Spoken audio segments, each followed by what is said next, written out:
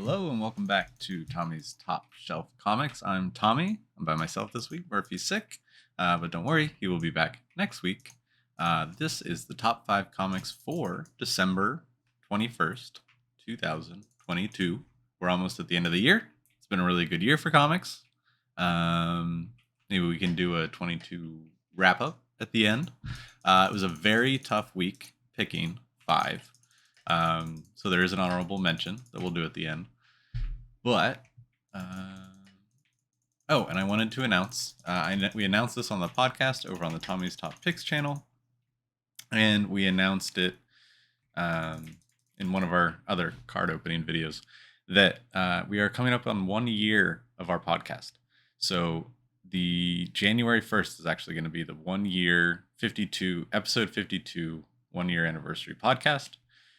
In celebration of that, we are opening up our Discord. It is usually for patrons only, but we have a comic book channel in the Discord where we would love to talk with you guys directly about comics throughout the week.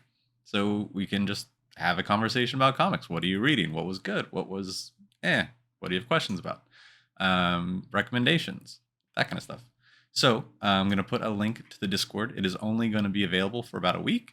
So make sure you hop in if you are interested. Again, this is normally only a patron perk, but to celebrate the 1 year anniversary of the podcast, we are allowing people to hop in for free and just join the conversation.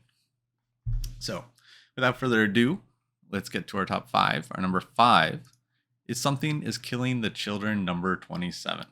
Leaving death and tragedy in her wake, a grief-burdened Erica hunts for her terrifying duplicate type. With nothing left to lose and seemingly no one in her corner, Erica is faced with a choice to reach out to an unexpected source of help or to find herself dealing with both a monster and her human enemies alone. So, why is this in our top 5, you ask? To quote Murphy, because I think it's gonna get badass. Erica versus super strong monster and a hitman sent by the Order. Gonna be cool. This is a great book. It's one of my favorite books out right now. I've been following it since I started picking it up issue 6, went back, read the trade, and it's just been a ton of fun. So if you aren't reading it, pick up the first trade, check it out. I'm sure if you're into James Tynion horror stuff, that's what this is. Moving on to number 4, we have X-Men Annual number 1. So this is coming out of the Hellfire Gala events. The newest X-Man burns up the spotlight. In a surprising turn of events, Firestar, who had not yet fully embraced Krakoa, was elected to the X-Men at the Hellfire Gala. Her history with her mutant nature is a tumultuous one for many reasons, but her record as a hero is exemplary. Can she wrestle with her past in time to rise to the occasion thrust upon her? I mean, it's a new X-Men. It's a new story, new character that we're really learning about, and is now a part of the official X-Men team, which is now a big deal, and kind of like with the Krakoa thing being like a council. And then Murphy said it's a Firestar story after being made an X-Men while not fully on board with Krakoa. So I think it's just a really interesting premise. If you are reading the X books, obviously this is one you're going to pick up because it's the annual of the main book. But just wanted to highlight it. I think it's cool. I love all the stuff that's going on with the X-Men right now. Really enjoying this kind of Krakoa era of X-Men. Moving on to number 3, we got Dark Crisis on Infinite Earths, number 7, the final book in this event. So this is the dawn of the DCU. The great darkness is defeated, but the final war has only just begun. Between the remaining heroes and Deathstroke's dark army, who will be left standing? The Justice League and the Infinite Earths have returned, but at what cost? Do not miss the shocking conclusion to the launch of the DCU in 2023. Well, it has our boy Nightwing in this awesome pose with a bunch of universe planets behind him. I am not caught up to date on Dark Crisis. I was waiting for this. Super excited to just binge it now because I mean I saw this cover in solicitations a couple months ago, and I was like, all right, so something's happening because this is the main cover.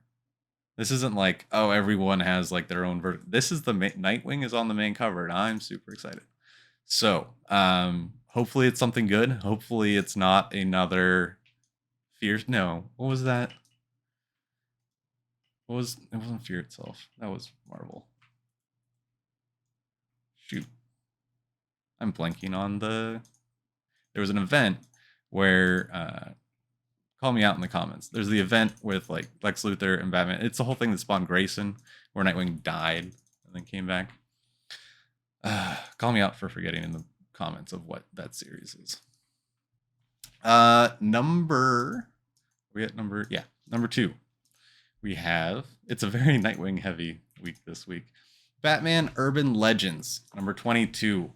4 jam-packed villainous tales. The Director, part 1 of 2. Utility, Arkham Academy, part 2 of 3, and Murder Club, part 3 of 4.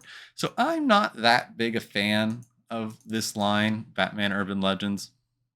I picked up like the first 7 and then completely dropped off, and now this is one that I'm going to pick up though, strictly just for this first story, The Director, part 1 of 2. So I will probably pick up next month's issue 2 to finish that up. But it's a cool idea, but there's enough Bat books out. Like, I'm a Bat fan. I love the Bat book. But this just seems like that one too many.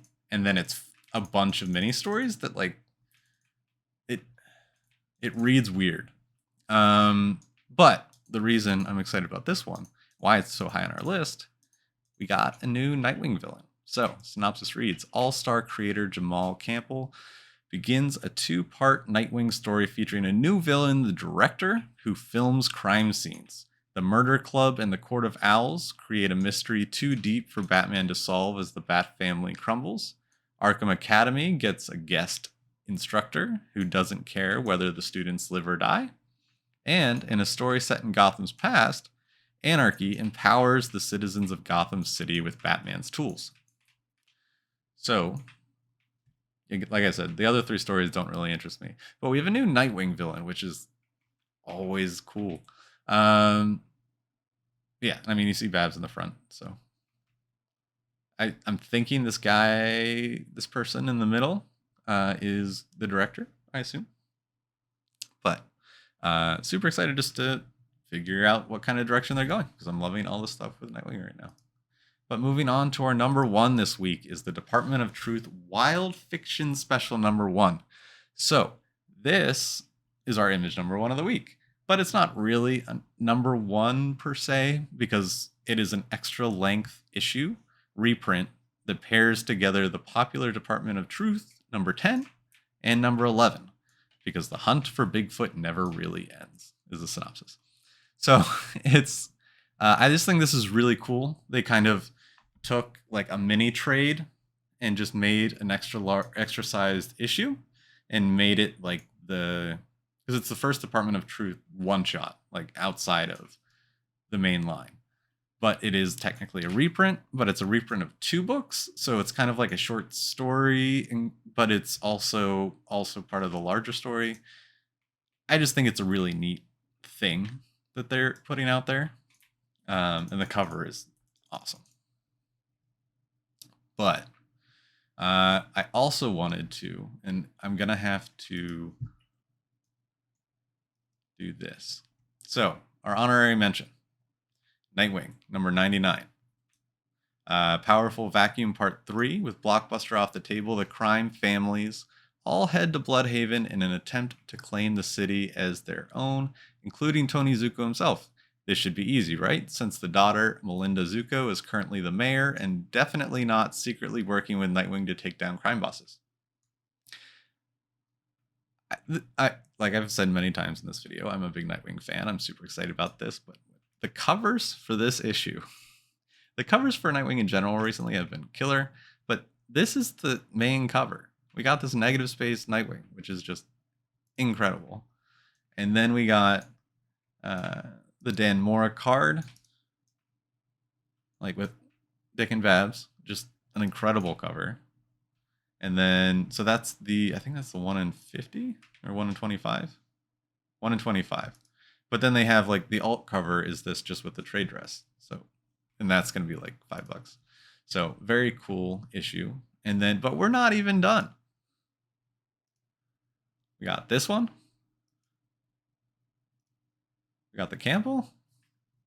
Still not done. My favorite one. The negative space, but with all the attributes of Nightwing. Now, hidden secret. Let's zoom in. Then can we arrow around? Nope. So we got Son of Wayne. Son of Wayne, Philanthropist, Future, Rick. Like all these different names that he's gone by, right? All over. We got Best Bud. It is now canon in DC that Nightwing has the best butt. That's all I have to say. I'm going to end the video here. Thank you for watching. And until next week, we'll catch you guys later for the last top 5 of the year. Last week of, so it's always the 5th week of December. Like it's a weird, we had a lot of good books come out this week. Next week's going to be rough. Like it's going to be, I haven't looked, so I don't want to say that because I don't know what books are coming out. But typically, it's a pretty rough week. So until that rough week, I will catch you guys later. Happy holidays.